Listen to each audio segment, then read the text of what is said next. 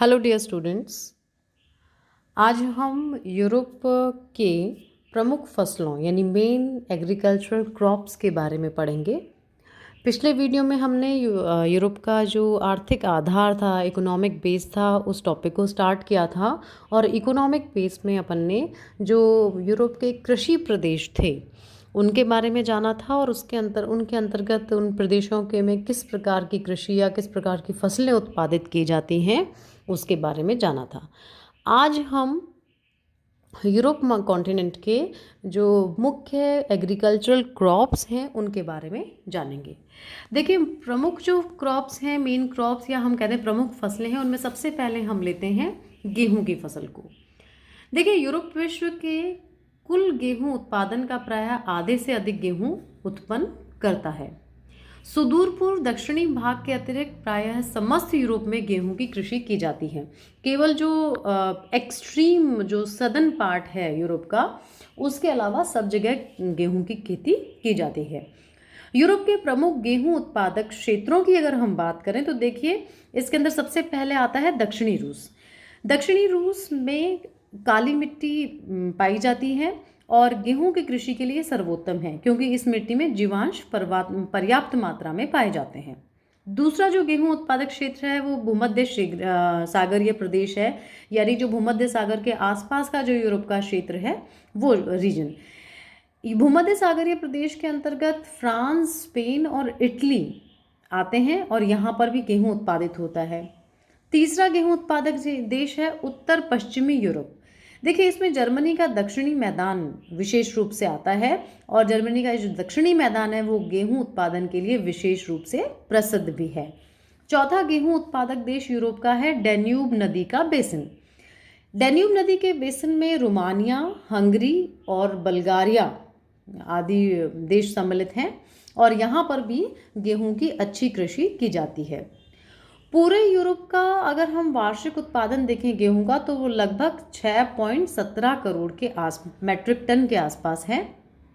और इसके अंदर हम अगर रशिया के क्षेत्र को भी सम्मिलित कर लें तो वो कुल गेहूं का उत्पादन 7.07 करोड़ मेट्रिक टन के आसपास है।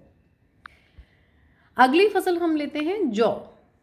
देखिए, यूरोपीय महाद्वीप में संसार का आधे से अधिक जौ पैदा होता है। रूस यूरोप में ही नहीं बल्कि सारे संसार में जौ के उत्पादन में अग्रणी क्षेत्र है। जौ के अन्य प्रमुख उत्पादक क्षेत्रों की अगर हम बात करें तो जौ के अन्य प्रमुख उत्पादक क्षेत्र यूरोप में फ्रांस, ब्रिटेन, पश्चिम Germany, Denmark, Spain, Czechoslovakia, Poland और हंगरी हैं।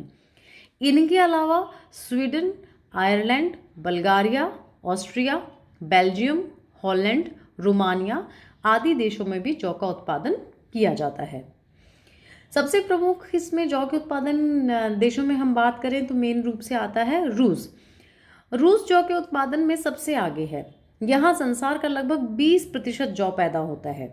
यहाँ उत्तरी कॉकेशस पर्वत, यूक्रेन तथा उत्तरी रूस में जौ उगाया जाता है। फिर हम बात करते हैं जौ के उत्पादन में अन्य जो मुख्य उत्पादक देश है वो है ब्रिटेन।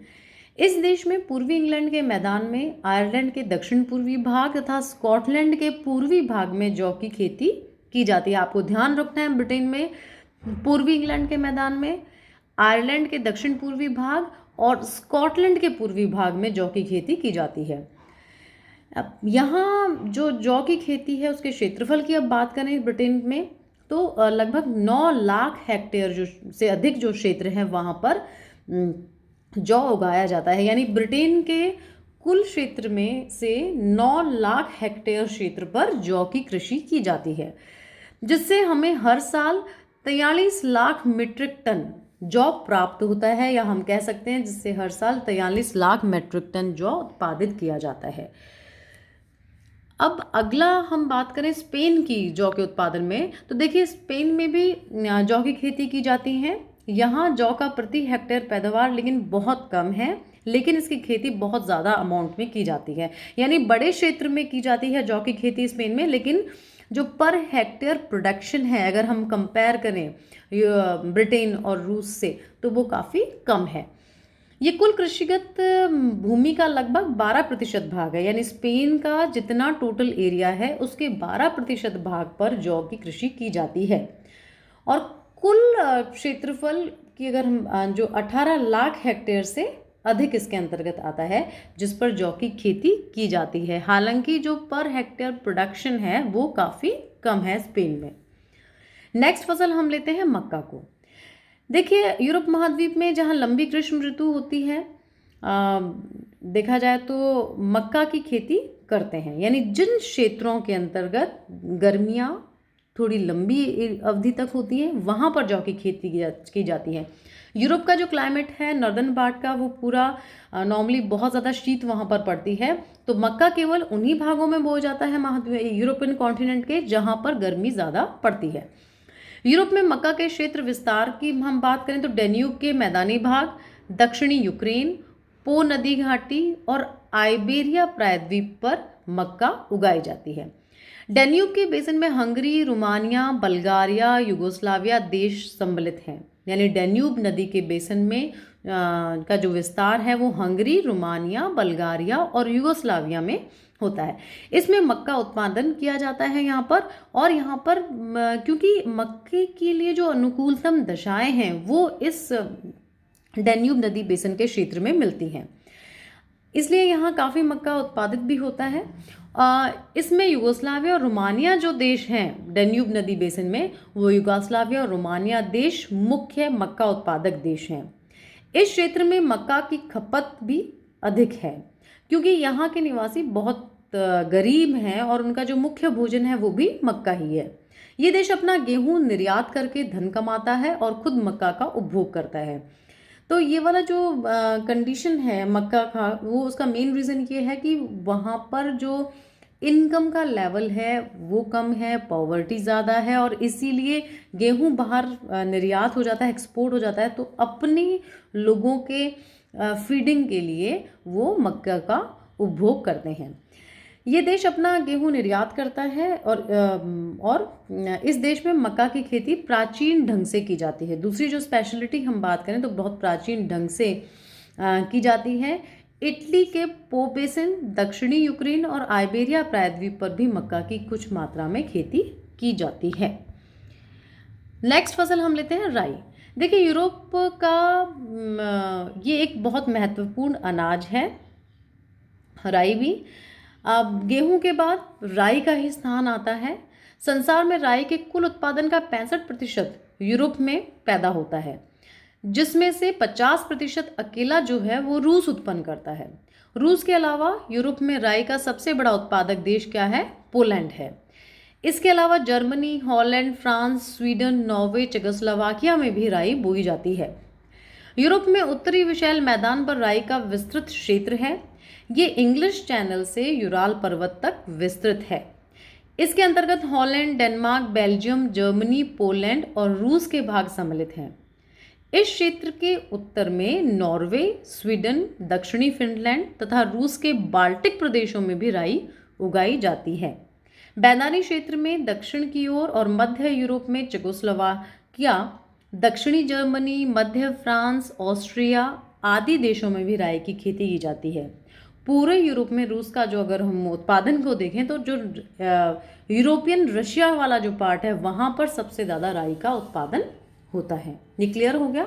आपको सारे एरियाज ध्यान रखने हैं, जो भी यूरोपियन कॉन्टिनेंट में जो देश हैं जहाँ पर ज़्यादा उत्पादन किस फसल का होता है, इन सभी एरियाज़ को आपको ध्यान में रखना है। अगली फसल है जई। देखिए, यूरोप में जई के 2 मुख्य उत्पादक क्षेत्र हैं, उत्तर पश्चिमी यूरोप, मध्य और पूर्वी रूस। जई के उत्पादन के लिए संयुक्त राज्य अमेरिका जो है वो संसार का सबसे बड़ा देश है, लेकिन अगर हम यूरोप में देखें तो ये 2 ही रीजन्स हैं, नॉर्थ वेस्टर्न यूरोप और सेंट्रल और ईस्टर्न जो रशियन वाला पार्ट है उस वहाँ पर जई उत्पादित की जाती है। यूएसए के अंदर अच्छा हाईएस्ट प्रोड्यूसर है, और उसके बाद हमारा जो यूरोप की हम बात करें अन्य उत्पादक देशों की, तो यूरोप में फ्रांस, ब्रिटेन, पश्चिमी जर्मनी, पूर्वी Germany, Denmark, Holland, Italy, Romania और स्वीडन आदि देश इसमें सम्मिलित हैं। नेक्स्ट जो फसल है वो है तंबाकू। देखिए, यूरोपीय महाद्वीप में तंबाकू की काफ़ी मांग रहती है, बहुत डिमांड रहती है। उत्तरी भाग को छोड़कर शेष सभी देश तंबाकू उगाते हैं। बाल्कान प्रदेश तंबाकू उगाने के लिए प्रसिद्ध है। इसमें बल्गारिया और यूनान मुख्य उत्पादक देश हैं। ये देश तंबाकू उत्पन्न करते हैं। इंडियन सागर के उत्तरी तट पर केवल जैंथी किस्म की तंबाकू उगाई जाती है। इसे सिगरेट बनाने के प्रयोग में लिया जाता है और ये काफ़ी, इसका जो एरोमा है, सुगंध है, वो बहुत अधिक होती है।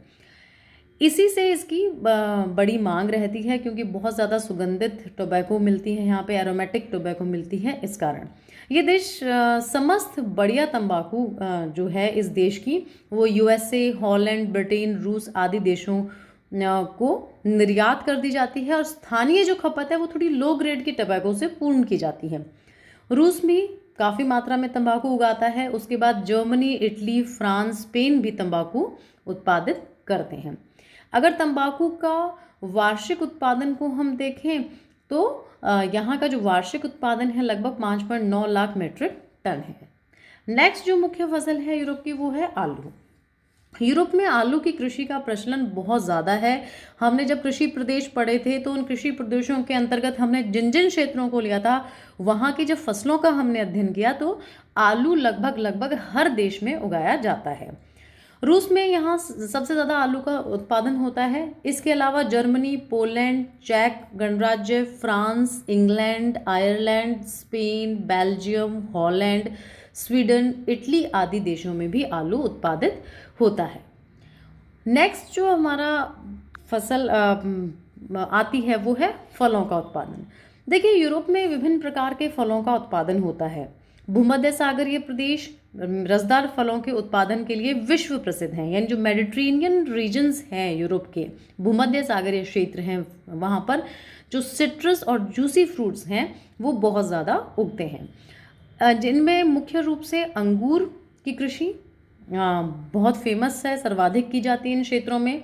तो अंगूर की कृषि भूमध्य सागरीय प्रदेशों में सबसे ज़्यादा होती है, जिससे यहाँ का उत्तम प्रकार की जो वाइन जो है वो भी बहुत बनाई जाती है। ग्रेप से ग्रेप वाइन्स बनती हैं।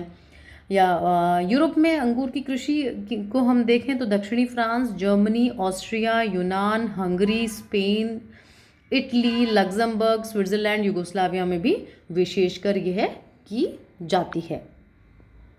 तो ये सारे मेन क्रॉप्स हैं हमारे यूरोपियन कॉन्टिनेंट की।